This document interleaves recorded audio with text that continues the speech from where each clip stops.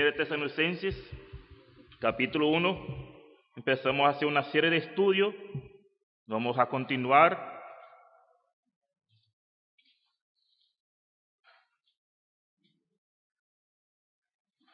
Primera Tesalonicenses, capítulo 1. Vamos a leer de versículo 5 hasta el 10, pero vamos a estudiar solamente en esta mañana 2 versículos.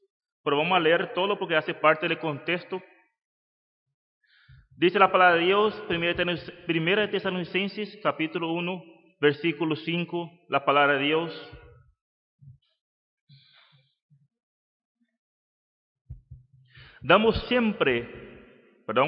Pues nuestro evangelio no llegó a vosotros en palabras solamente, sino también en poder, en el Espíritu Santo, en plena certidumbre, como bien sabéis, cuáles fuimos entre vosotros por amor de vosotros. Y vosotros veniste a ser imitadores de nosotros y del Señor, recibiendo la palabra en medio de gran tribulación, con gozo del Espíritu Santo. De tal manera que habéis sido ejemplo a todos los de Macedonia y de Acaya que han creído. Porque partiendo de vosotros ha sido divulgada la palabra del Señor, no solo en Macedonia y Acaya, sino también en todo lugar vuestra fe en Dios se ha extendido. De modo que nosotros no tenemos necesidad de hablar nada, porque ellos mismos cuentan de nosotros la manera en que nos recibisteis y cómo os convertisteis de los ídolos a Dios, para servir al Dios vivo y verdadero, y esperar de los cielos a su Hijo, a cual resucitó de los muertos, a Jesús, quien nos libra de la ira venidera. El título de ese estudio esta mañana puse como título Frutos dignos de un arrepentimiento. Acá Pablo y sus compañeros en cierta manera supieron que los tesalonicenses fueron elegidos por Dios al ver la manera de cómo llegó el Evangelio y también ver las evidencias transformadoras del mensaje de produjo. Esta mañana la palabra de Dios nos va a enseñar y nos va en cierta manera a exhortarnos que el Evangelio tiene poder para transformar vidas. Y cuando es obedecido, los cambios son evidentes en la vida de la persona. Por lo tanto, esta mañana vamos a poder entender y poder comprendernos que Dios dice en su palabra que el Evangelio tiene poder para transformar vidas. Y no solamente transformar, pero cuando el Evangelio es obedecido por Dios, muestra cambios evidentes en la vida de un ser humano. Cuando el Evangelio es recibido y obedecido, hay que haber cambios en nuestra vida. Y esto es lo que vamos a ver esta mañana, justamente los cambios que hace la palabra de Dios. En primer lugar, vamos a ver nosotros cómo llegó el Evangelio en Tesalonicenses.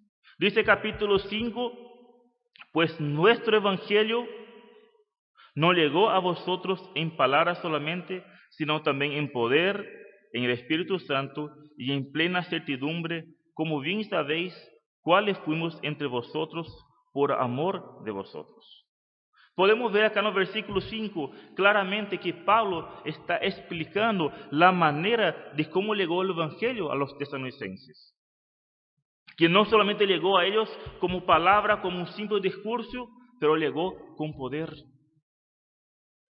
Justamente ese versículo 5 es un pensamiento de una transición y introduce la manera que llegó el Evangelio a los tesalonicenses. Y da en cierta manera la razón del versículo 4 anteriormente. El versículo 4 dice, porque conocemos, hermanos amados de Dios, vuestra elección. Y luego el versículo 5 empieza con una conjunción pues, dando una continuidad justamente de ese versículo 4, dando la razón de ese versículo 4. Y esta conjunción, pues, se puede ser traducida también como ¿por qué? Entonces podemos leer versículos 4 y 5 juntos y quedaría así. Porque conocemos, hermanos amados de Dios, vuestra elección. Porque nuestro Evangelio no llegó a vosotros en palabras solamente, sino también en poder, en Espíritu Santo y en plena certidumbre. Pablo y sus compañeros podían hablar y mencionar en cierta manera con una seguridad que los tesalonicenses fueron salvos. Eran realmente pueblos elegidos por Dios. ¿Por qué? Porque el Evangelio llegó en la vida de ellos con poder de transformación. Por esto Pablo podía estar seguro y tenía la certeza que dice justamente el versículo, vuestra elección. Porque Pablo tenía la plena certeza y certidumbre que el Evangelio llegó en su vida con poder, con transformación. Ahora una pregunta surge, ¿qué se refiere Pablo en decir nuestro Evangelio? ¿Acaso el Evangelio de él y sus compañeros era diferente de los otros? ¿Por qué Pablo acá justamente empieza, pues, nuestro Evangelio? Vamos en Gálatas, capítulo 1, que acaba de leer nuestro hermano Manuel. Y Gálatas aclara que no existe otro Evangelio. Gálatas, capítulo 1, versículo 6. Estoy maravillado de que tan pronto os hayas alejado, de que os llamó por la gracia de Cristo para seguir un evangelio diferente. No que haya otro, sino que hay algunos que os perturban y quieren pervertir el evangelio de Cristo. Mas si aún nosotros o el ángel del cielo os anunciare otro evangelio diferente de lo que hemos anunciado, sea anatema. Podemos ver claramente que la palabra de Dios muestra y enseña que no existe otro evangelio. Solamente existe un evangelio. ¿Y cuál es la razón entonces por qué Pablo está acá y llamamos nuestro evangelio? Si solamente existe un evangelio. Debemos saber y entender y comprender que Pablo dice, aquello que anuncia otro evangelio, sea un anatema o sea un maldito. Por lo tanto, es imposible que haya otro evangelio. En algunas partes Pablo va a llamar evangelio de Dios, en otras partes vamos a encontrar que Pablo va a llamar evangelio de Cristo, pero sin lugar de duda es el mismo evangelio. Porque es imposible haber 2, 3 evangelios, porque Pablo aclara justamente esto, solamente existe un evangelio. Por lo tanto, es imposible que haya otro, a menos de parte de Dios. Puede haber muchos evangelios distorsionados, pero no es evangelio de Dios. ¿Y cuál era este evangelio que Pablo estaba diciendo acá? Nuestro evangelio. Acompañen conmigo 1 Corintios 15, versículo 1 a 4. ¿Cuál era el evangelio predicado por Pablo y por los misioneros? 1 Corintios capítulo 15, versículo 1 al 4.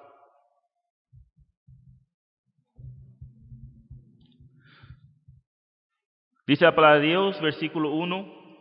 Además, os declaro, hermanos, el evangelio que os he predicado, el cual también recibisteis, en el cual también perseveráis, por el cual asimismo, si retenéis la palabra que os he predicado, sois salvos, si no creíste en vano. Porque primeramente os he enseñado lo que asimismo recibí, que Cristo murió por nuestros pecados conforme a las Escrituras, y que fue sepultado y que resucitó al tercer día conforme a la Escritura. Por lo tanto, podemos ver que este era el evangelio que Pablo enseñaba y predicaba. Y este, en cierta manera, es el mismo evangelio que hoy predicamos y enseñamos. Por lo tanto, el evangelio de Pablo es el mismo evangelio que nosotros enseñamos y vivimos. No existe otro evangelio. Entonces, ¿por qué Pablo quiere decir nuestro evangelio? ¿Qué quiere referirse Pablo nuestro evangelio? Pablo se estaba refiriendo a lo enseñado y lo proclamado por él, por los misioneros.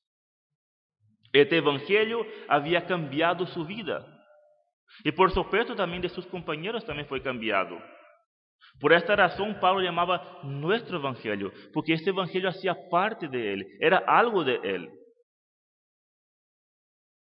Porque era algo que le pertenecía a él. Él no solamente exponía el evangelio, él vivía el evangelio. Por esta razón Pablo dice nuestro evangelio. porque él experimentó el poder que tiene el Evangelio cuando es obedecido. Él se identificaba con el Evangelio y vivía ese Evangelio. Por esa razón Pablo decía nuestro Evangelio. Porque no eran solamente palabras de él vivía este Evangelio. Pues nuestro Evangelio no llegó a vosotros en palabras solamente, sino también en poder, en Espíritu Santo, en plena certidumbre, dice el apóstol Pablo. Por lo tanto, nuestro Evangelio no llegó a vosotros solamente con palabras, sino también en poder.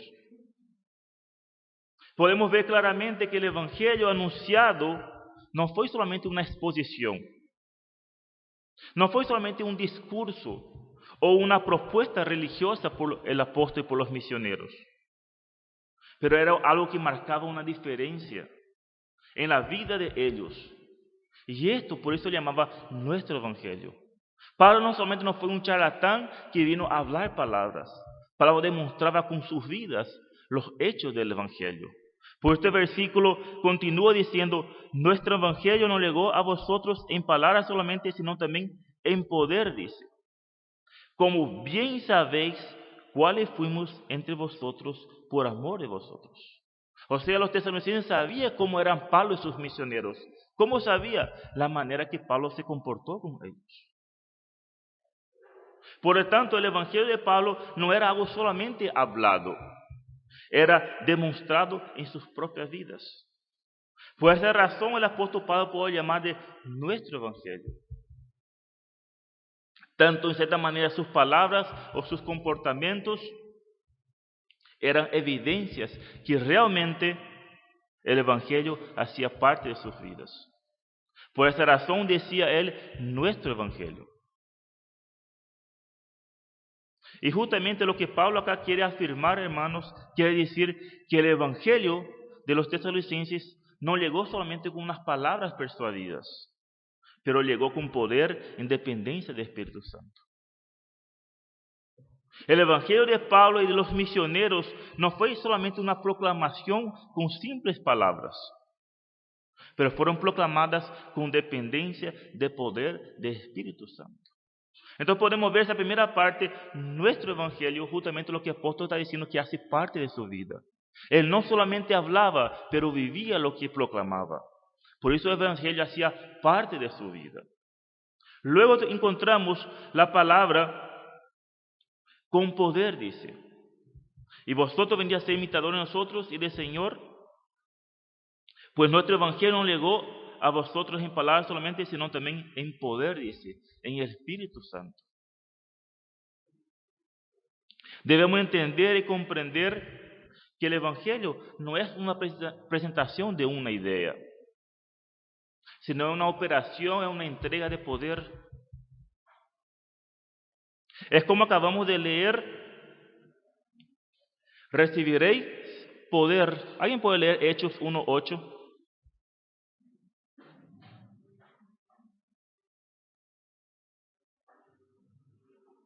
Hechos 1:8.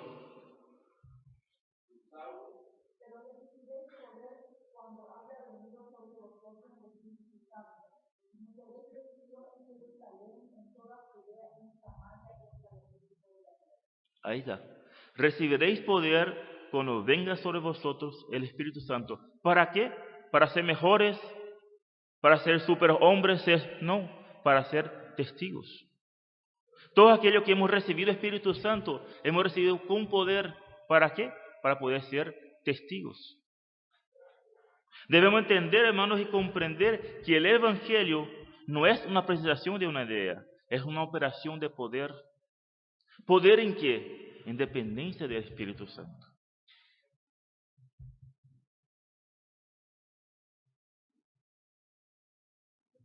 Cuando el Evangelio se predica, el Evangelio es poder de Dios obrando para salvación.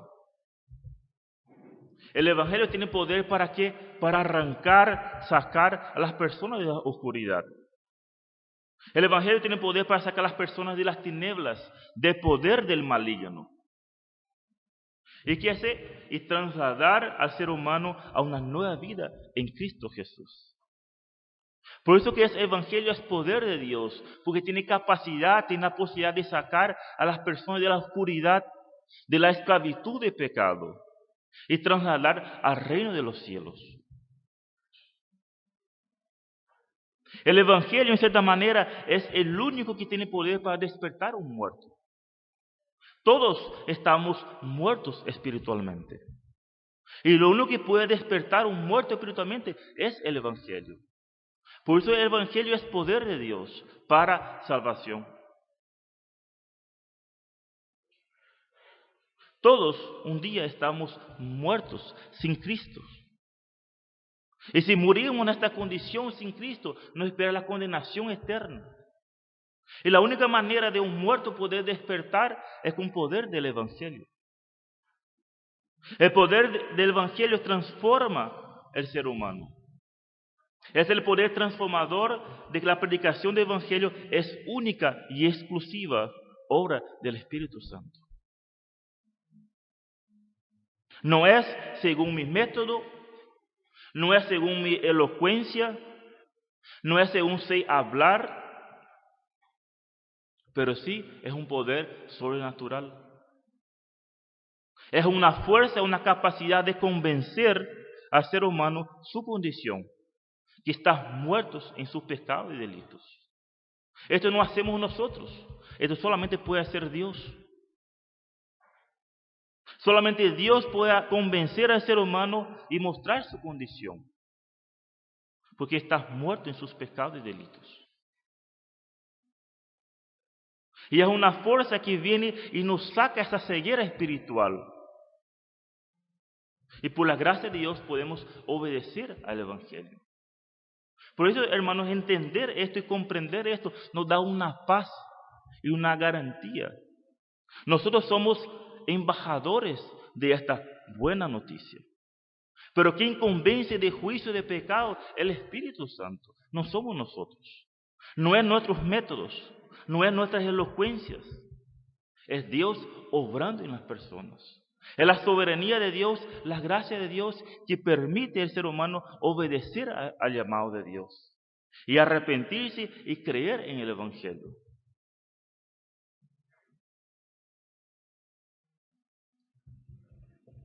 No cabe duda que el evangelio se revela por la fuerza divina de Dios para salvar al pecador. No existe otra manera, no existe otro evangelio para un muerto tener vida. Pues Dios ha establecido dar vida a los pecadores por la locura de la predicación. Dios ha establecido así. No busquen, yo leo a ustedes, 1 Corintios 10, 21 dice, ¿dónde está el sabio? ¿Dónde está el escriba? ¿Dónde está el disputador de este siglo? ¿No ha enloquecido Dios la sabiduría del mundo? Versículo 21.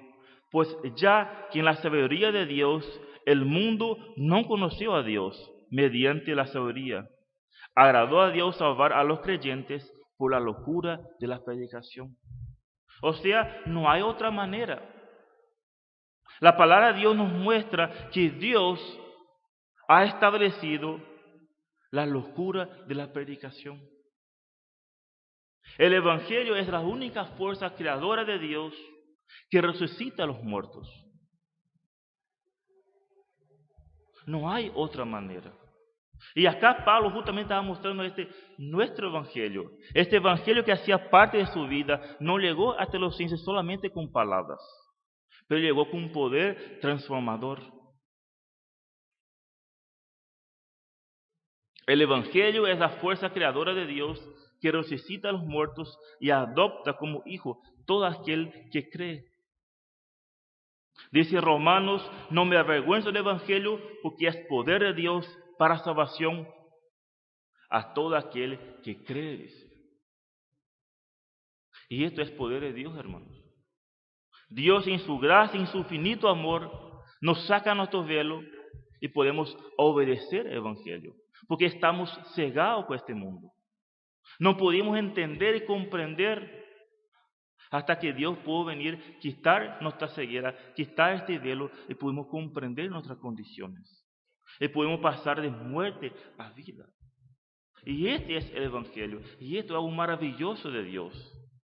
Que no hicimos por nuestra fuerza, que no hicimos por algo que merecimos. Dios en su gracia lo permitió. Es necesario entender que la efectividad del Evangelio es contraria de la lógica humana. Muchas veces queremos entender, muchas veces queremos comprender cómo puede ser. Yo le hablo, yo le predico y no entiende. Porque la locura de la predicación no se entiende con raciocinio humano. Nuestra mente infinita no puede entender la voluntad y la soberanía de Dios.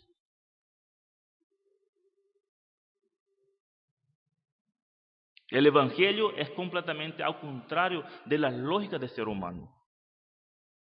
Pues el mensaje del Evangelio que se proclama para el mundo es locura. Pero cuando Dios actúa, este mismo mensaje habla y convence, lo transforma. ¿Y cómo puede ser esto? Poder de Dios. No es mi poder, no es mi elocuencia, no es mi manera de presentar el Evangelio, es poder de Dios. Porque el Evangelio solamente hay uno. Podemos entonces concluir en cierta manera que Pablo y los misioneros predicaron el Evangelio. No con palabras persuadidas, pero predicaron con poder en dependencia del Espíritu Santo. Y la respuesta del Evangelio es una obra sobrenatural. No es una reacción natural de un sermón bien explicado. Cuando Pablo el misionero predicó, no presentó sus opiniones o filosofías humanas. Pablo predicó a Cristo y esto crucificado. Y para ellos esto era locura, era imposible. Dice 1 Corintios 2, así que hermanos, cuando fui a vosotros para anunciarlos el testimonio de Dios, no fui con excelencia de palabras o de sabiduría, pues me propuse no saber entre vosotros cosa alguna, sino a Jesucristo y a este crucificado. Pablo no se fue con palabrería para agradar a ellos. Pablo se fue a hablar de Jesucristo crucificado, que para ellos era locura. Pero para Dios es poder para salvación. Podemos ver claramente que Pablo no menciona ningún milagro o algo extraordinario que él hizo en nuestro lugar. Pablo no se fue, no hizo en ningún momento un show, en ningún momento hizo milagros. Pablo lo que hizo fue predicar el Evangelio.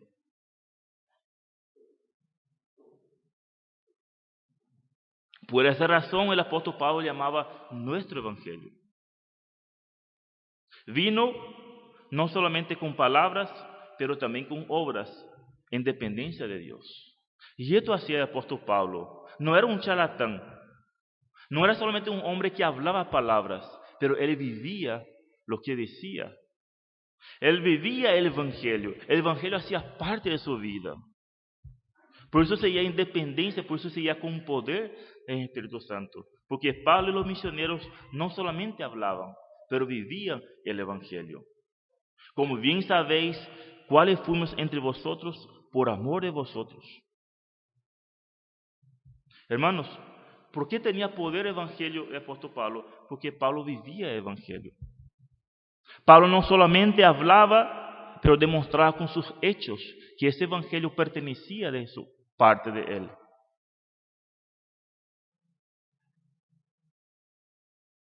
¿Alguien puede leer San Juan 18? San Juan 18, 8 al 11. San Juan 16, 8 al 11.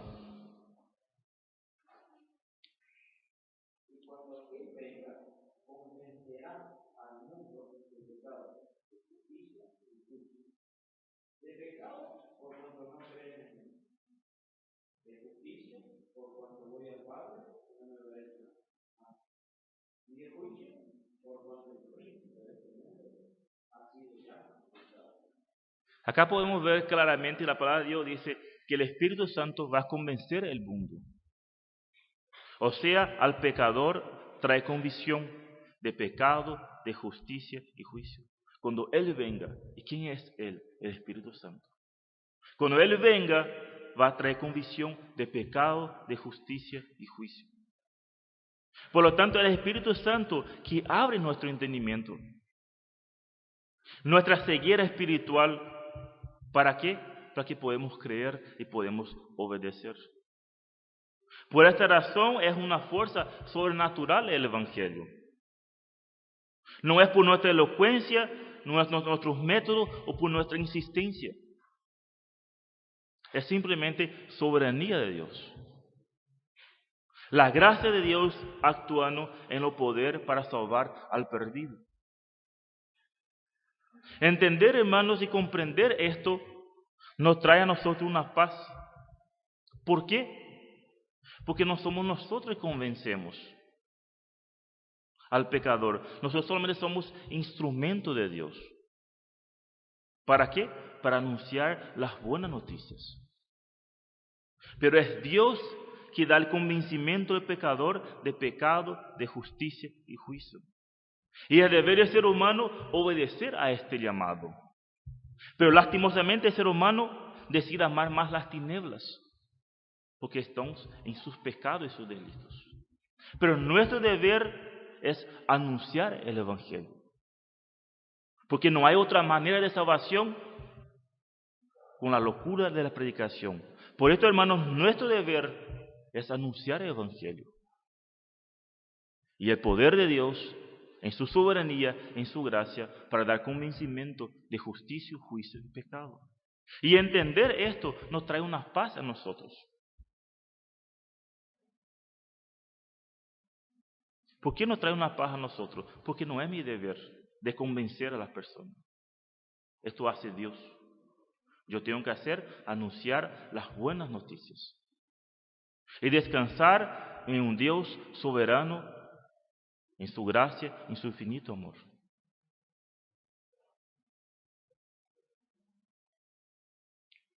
Luego dice, pues nuestro Evangelio no llegó a vosotros en palabras solamente, sino también en poder, en Espíritu Santo, en plena certidumbre. Acá esta palabra en plena certidumbre está mostrando Pablo una convicción, una seguridad plena tenía el apóstol Pablo. Pablo en cierta manera sabía que su mensaje era con una plena convicción lo que anunciaba. Pablo proclamaba con plena convicción lo que anunciaba y nuevamente acá encontramos nuevamente otra razón por qué el apóstol llamaba nuestro evangelio. Porque él tenía la plena convicción, tenía la certeza de lo que estaba anunciando. Porque no solo anunciaba, pero era un mensaje que le pertenecía a él y a sus compañeros. Porque él tenía plena convicción del mensaje que anunciaba, era un mensaje acompañado de poder, acompañado del Espíritu Santo con poder de transformación. No eran unas simples palabras, no trataba de un sistema filosófico o religioso, sino era una manifestación de poder de Dios para salvación. Por esta razón Pablo hablaba con plena convicción, porque había y sabía lo que estaba anunciando procedía de Dios. Y lo que hacía eficaz el mensaje no era su intelecto, no era su conocimiento, no era su elocuencia, era poder de Dios. ¿Por qué? Porque él ha experimentado esto. Camino a Damasco, Dios se encontró con él y él pudo entender y comprender ese evangelio, que él lo perseguía, que él lo mataba. Pero cuando Dios vino y le apareció a él, les transformó su vida. Y Pablo tenía la plena convicción y la certeza porque él vivía el evangelio, entendía y comprendía perfectamente qué era el evangelio.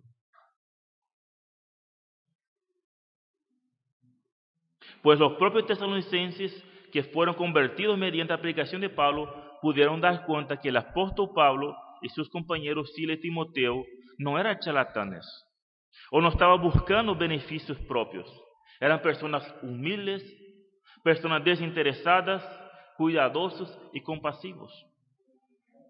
Pues mientras ellos estuvieron en Tesalónica, no solo predicaron el evangelio, pero también sus conductas fueron consistentes en lo que él hablaba. Ellos comportaron entre ellos de palabras y de hechos. Acompañen conmigo 1 Tesalonicenses 2, 7 y 8. 1 Tesalonicenses 2, 7 y 8. Dice: antes fuimos tiernos entre vosotros, como la nodriza que cuida con ternura a sus propios hijos.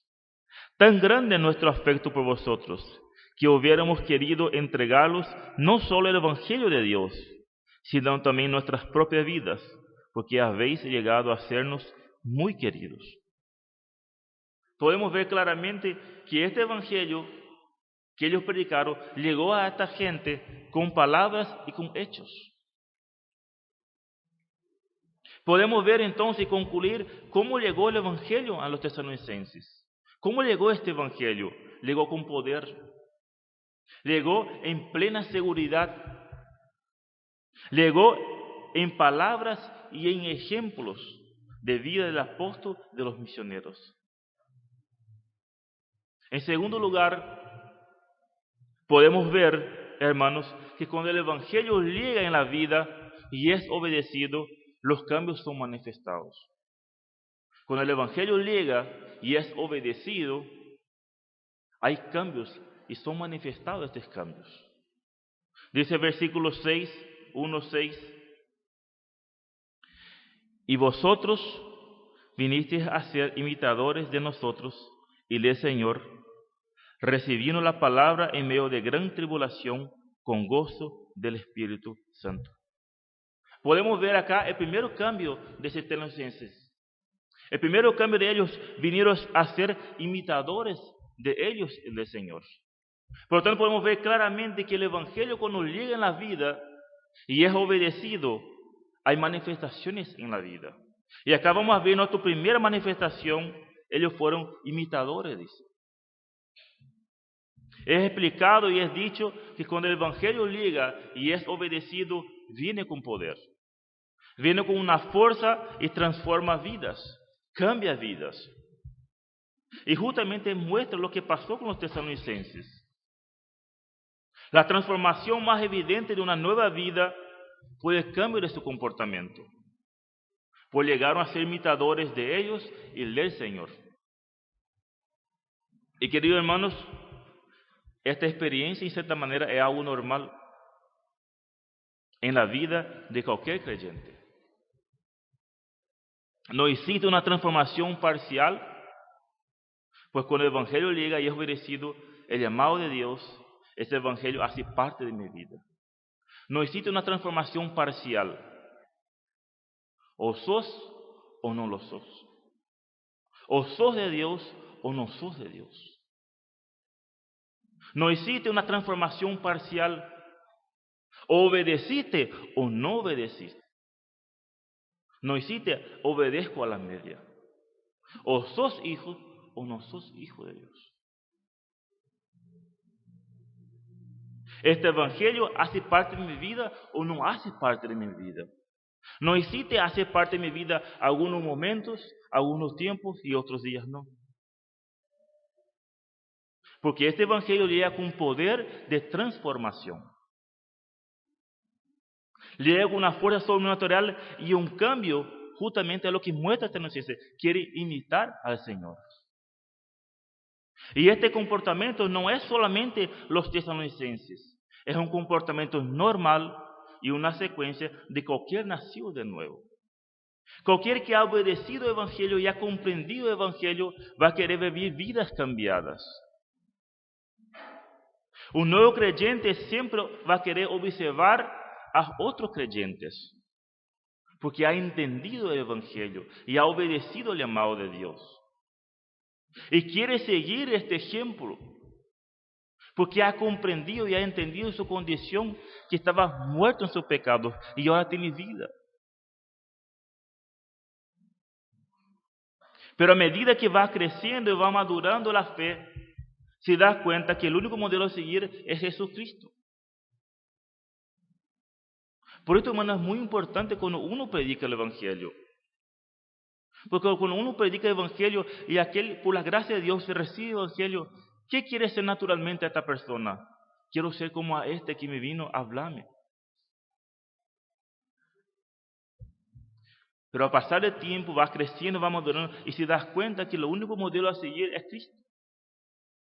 Pero muchas veces en la realidad nosotros nos excusamos de esto. No me siga a mí, tengo que seguir a Cristo. Cristo es el único ejemplo a seguir. Debe mirar a Cristo.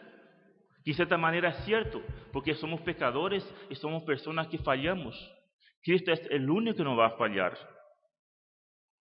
Pero también es cierto que Dios demanda de cada uno de nosotros que seamos ejemplo unos a los otros. Ponemos nomás nosotros excusa, no mire a mí, mire a Cristo. Pero Dios demanda de cada hijo suyo que debemos ser ejemplos unos a los otros. Por algo el apóstol Pablo pidió a los corintios imitasen a él. Pablo dice, sed imitadores de mí, así como yo de Cristo. ¿Por qué Pablo tenía esa autoridad? ¿Por qué Pablo podía decir que le imitemos? ¿Era un hombre sobrenatural? No, porque él imitaba a Cristo. Y esta es la razón que él puede decir, imiten a mí. ¿Y acaso nosotros somos diferentes? ¿Acaso nosotros no debemos imitar a Cristo? Hoy tenemos que imitar a quién?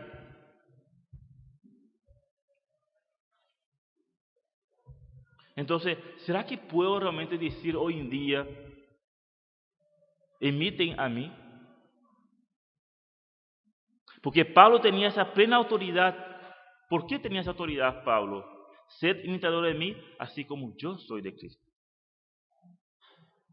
¿Será que soy ejemplo de ser imitado? ¿Será que somos ejemplo a los jóvenes? ¿O será que soy ejemplo a otros matrimonios más jóvenes? ¿O para qué ir muy lejos? ¿Será que soy ejemplo a mis hijos? ¿O aquellos que no son casados están libres de esto? ¿No? ¿Será que estos jóvenes son ejemplo a las personas que les rodean? ¿Será que estoy siendo sal y luz en el mundo?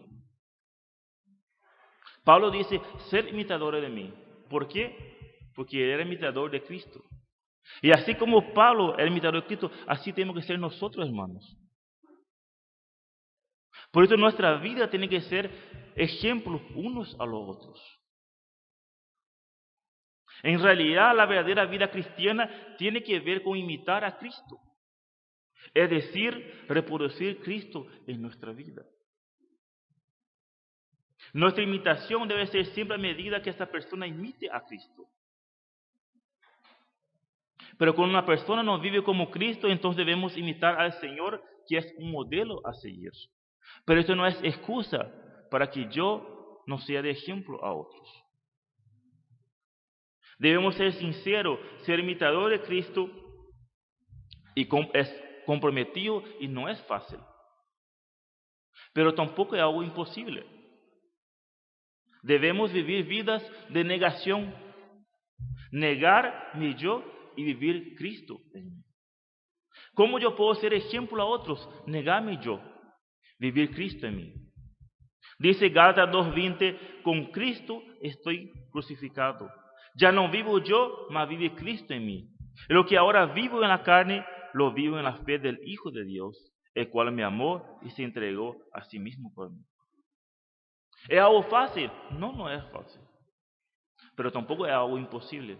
Lo que debemos es negar nuestro yo, crucificar nuestra carne, vivir Cristo en mí. ¿Para qué? Para poder ser ejemplos unos a los otros. Por lo tanto, podemos ver claramente que ser imitador de Cristo es ser imitador de Dios. Y ser imitador de Dios es consecuencia de ser un hijo de Dios. Es frutos que el Evangelio ha venido en poder en mi vida. Si yo no pretendo, no quiero ser imitador, algo no está bien. Algo no se concorda. Porque el Evangelio muestra que es poder de Dios para transformación. El Evangelio muestra que viene con poder de transformar. y muestra que vosotros venís a ser imitadores de nosotros. Es algo consecutivo. Es uno de los frutos de la transformación de la vida de un creyente, querer ser de ejemplos, seguir el ejemplo. Así como Pablo exhorta a los efesios en ser imitadores de Dios como hijos amados. Pablo dice, sed pues imitadores de Dios como hijos amados. Manifestar ese principio en nuestra vida es una evidencia más notoria que somos verdaderamente hijos de Dios, que hemos nacido de nuevo. Y justamente Pablo y sus compañeros no eran perfectos, pero eran ejemplos imitables para seguir. La vida cristiana no consiste en ser imitador de Dios en algunos momentos, o ser imitador de Dios los domingos. Los domingos todos son santos, todos son religiosos. De lunes a sábado no sabemos ni dónde está nuestra Biblia, pero los domingos todo impecable, todo hermoso, todos somos santos los domingos. Esto no es vida. Esto se llama religiosidad, religioso. Y para los religiosos espera la condenación eterna. La vida cristiana consiste en ser imitadores de Dios en todo momento, en todos los aspectos de mis vidas, no en algunos. A este sí no me gusta, a este voy a quitar, a este no, no, en toda mi vida. Dios cuando entra en nuestra vida, Él quiere cambiar todo. No cambia algo parcial. Él quiere cambiar y es una transformación completa. Debemos, por lo tanto, ser imitadores permanentemente de Él. ¿Es fácil? No, no es fácil. Pero tampoco es imposible. En la realidad, nunca llegaremos a ser igual a Dios. Pero esto no es obstáculo para que seamos imitadores de Él. Para el hombre natural es imposible. Para el hombre sin Dios esto es locura, es imposible. Pero para un cristiano que tiene el Espíritu Santo viviendo en él, sí es posible. Por esta razón podemos con nuestra ayuda y con nuestro esfuerzo y con la ayuda de Él, por algo el apóstol Pablo dice, haced morir lo terrenal en vosotros. Es algo que nosotros debemos hacer. Dios no puede hacer esto por nosotros. Haced morir lo terrenal en vosotros, fornicación, impureza, pasión desordenada, malo deseo, avaricia. Debemos nosotros hacer morir lo terrenales. Ser de ejemplos, hermanos, no significa una vida perfecta. Pues sería imposible para cualquier ser humano decir, soy ejemplo. Pero ser de ejemplo es vivir una vida en santidad. Está luchando, está procurando. No es una perfección sin error, sin fallas. Pero sí trata de personas que ya no andan conforme a su carne, sino conforme al Espíritu. Andad en espíritu y no satisfagáis los deseos de la carne, dice el apóstol Pablo en Gálatas. Porque el deseo de la carne es contra el espíritu y del espíritu es contra la carne. Y esto se opone contra sí. Ahora, si yo estoy satisfagando mis deseos carnales, imposible ser imitadores. Porque aquello que más yo alimento es aquello que más va a demostrar. Andad en espíritu, dice, y no satisfagáis los deseos de la carne. ¿Cómo podemos ser de ejemplos? Haced morir lo terrenal en vosotros. Cada uno de nosotros nos conocemos a nosotros mismos. Cada uno de nosotros sabemos cuáles son las luchas que tenemos. ¿Y qué dice la palabra de Dios? Huid, no vayas a enfrentar, porque te vas a caer.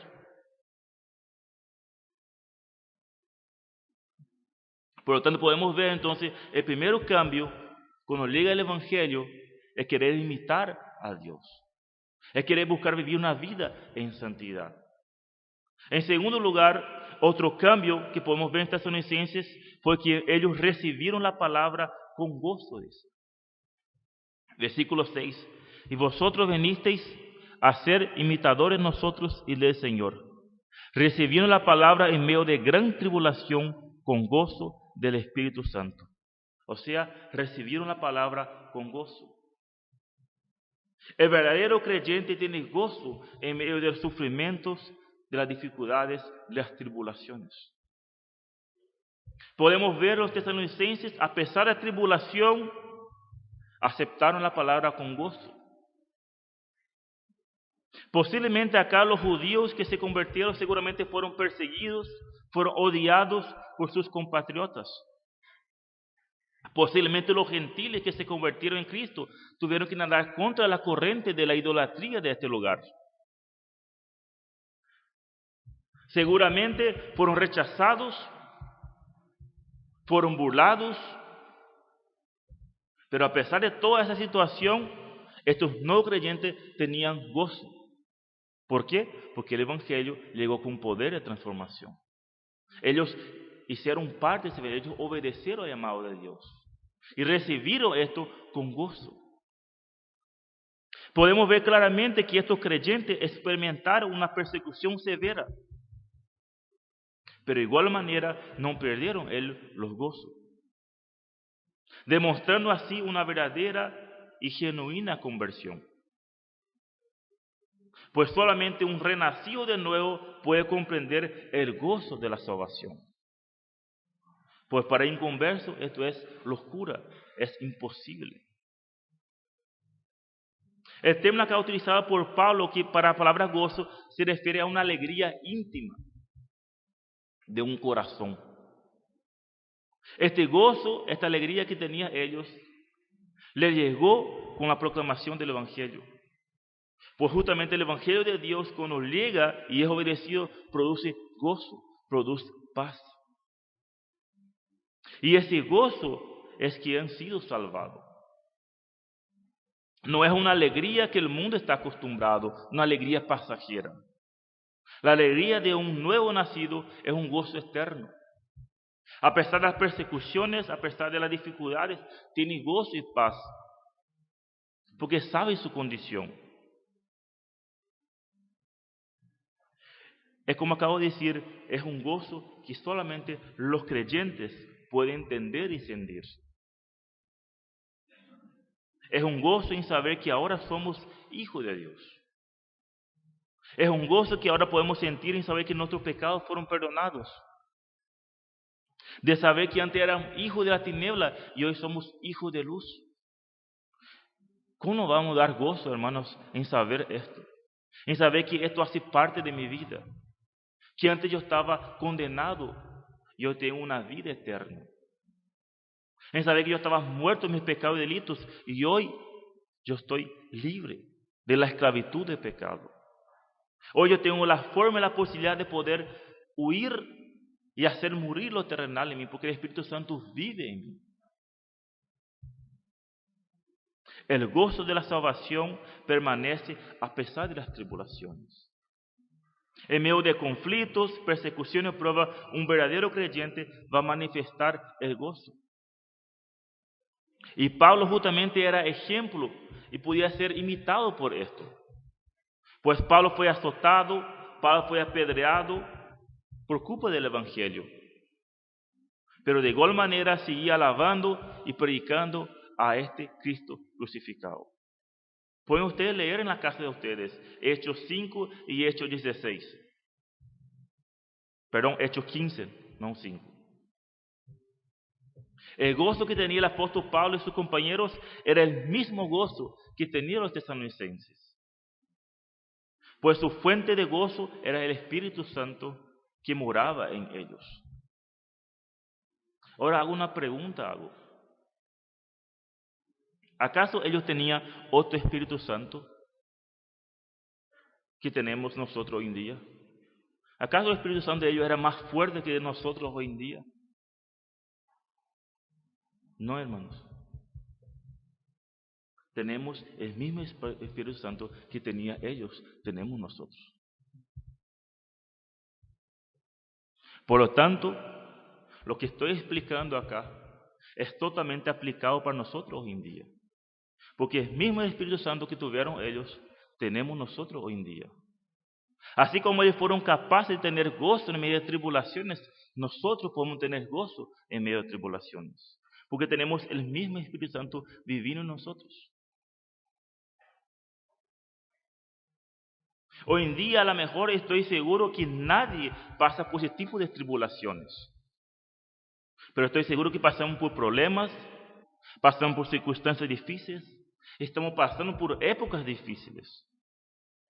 Pero esto no es excusa para alejarnos. Esto no es excusa para esfriarnos. Al contrario, debemos tener gozo, así como tuvieron los tesalonicenses.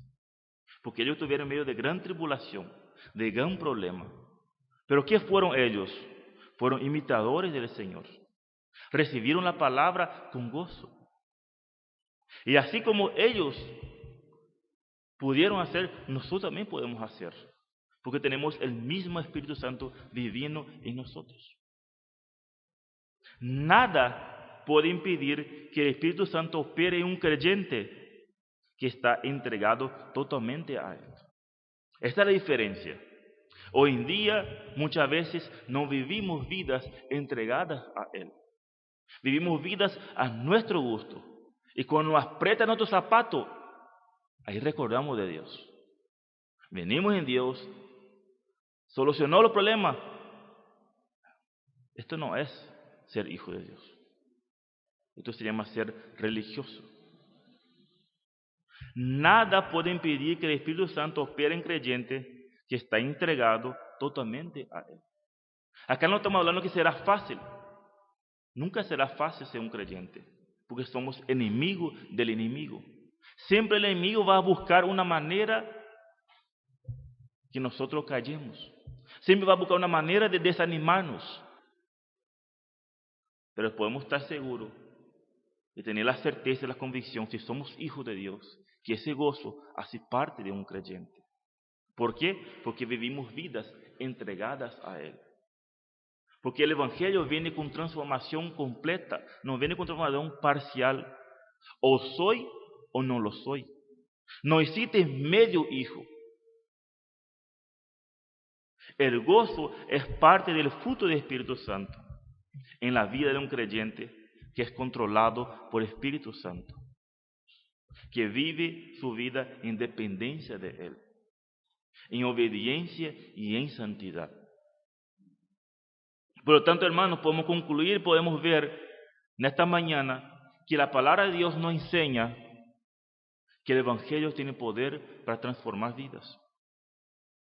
Que cuando es obedecido, los cambios son evidenciados en las vidas de las personas. El Evangelio llegó a Tesalonicenses con poder y plena seguridad de palabras y ejemplos en la vida de los misioneros. Y también evidenció cambios manifestados en la vida de ellos cuando fue obedecido. Fueron imitadores de los misioneros y del Señor, pero también recibieron la palabra con gozo en medio de gran tribulación. Yo no sé cuál es tu condición,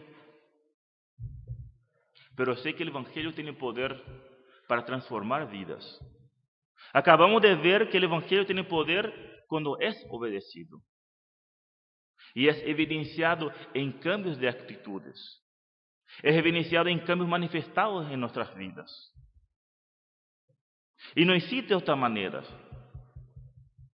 Podemos venir todo el tiempo a la iglesia. Podemos participar de todas las reuniones. Puedo tener nacido en un hogar cristiano famoso, el cristiano de cuna. Puedo haber sido bautizado. Pero si el Evangelio no hace parte de tu vida,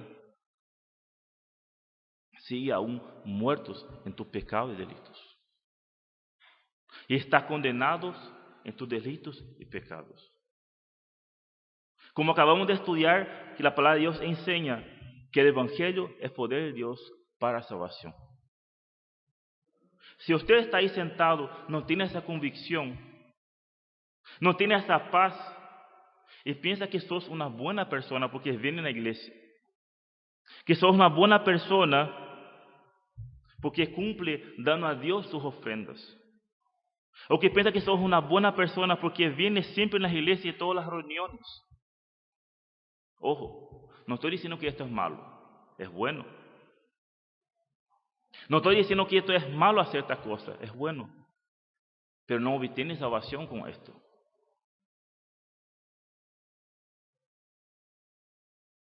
Si usted piensa que por hacer estas cosas obtiene su salvación o asegura tu salvación, tengo una mala noticia para darte.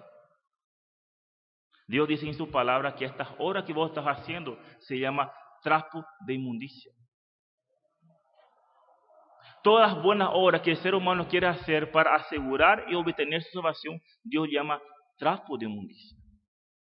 O sea, no sirve para nada. Acompañen conmigo en Romanos 3, 19, 12, con eso termino. Romanos 3, 9 y 12.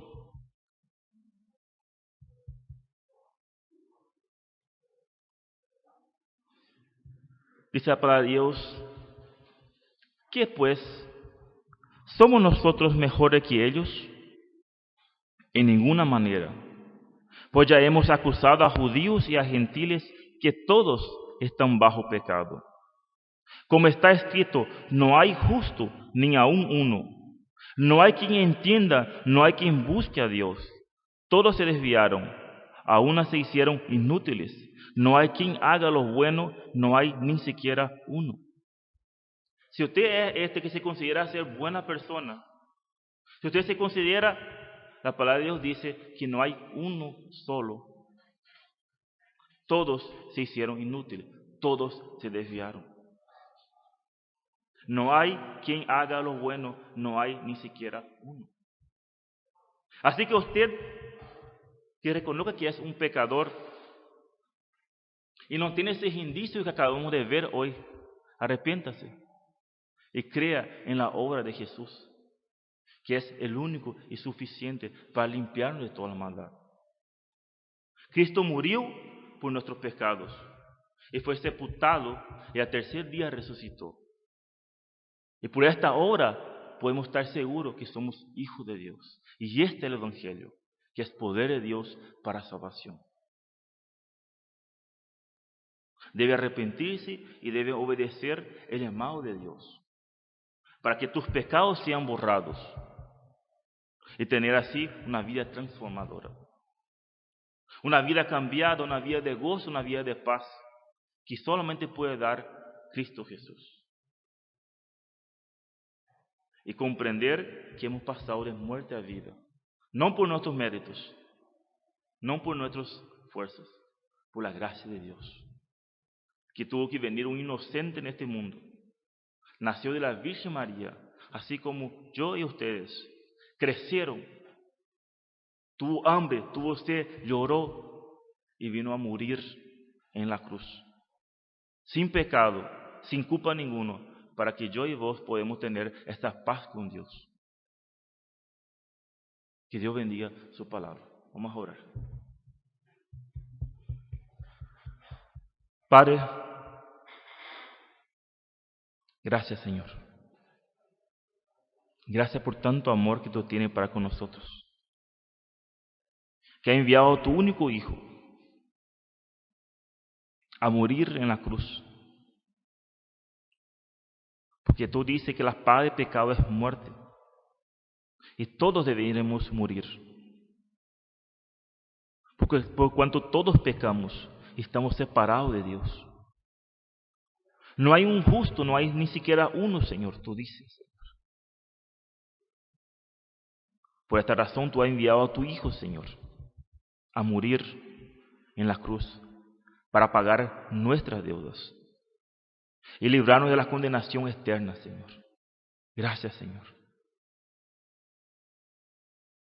Gracias por la vida de cada uno que está presente, Señor.